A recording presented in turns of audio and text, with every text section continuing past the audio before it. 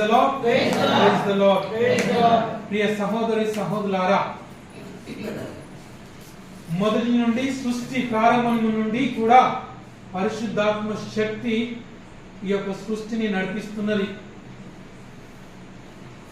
దేవుడు తన వాక్కు చేత సమస్తాన్ని సృజించినప్పుడు దేవుని యొక్క ఆత్మ తారాడి సమస్తాన్ని పవిత్రపరుస్తున్నది. మరి ఇజ్రాయేలు ప్రజలను నడిపిస్తున్నది. అదే పవిత్రాత్మ శక్తి 70 మందిపై దిగి వచ్చినప్పుడు వారు ప్రవచనాలు చెప్పి ఉన్నారు.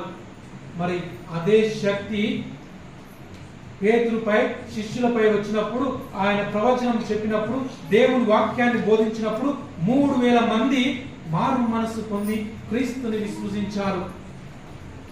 అదే దేవుని యొక్క శక్తి. ఆ శక్తి లేనప్పుడు, ఆ పవిత్రాత్మ పని చేయనప్పుడు అందరూ కూడా నిర్జీవమే.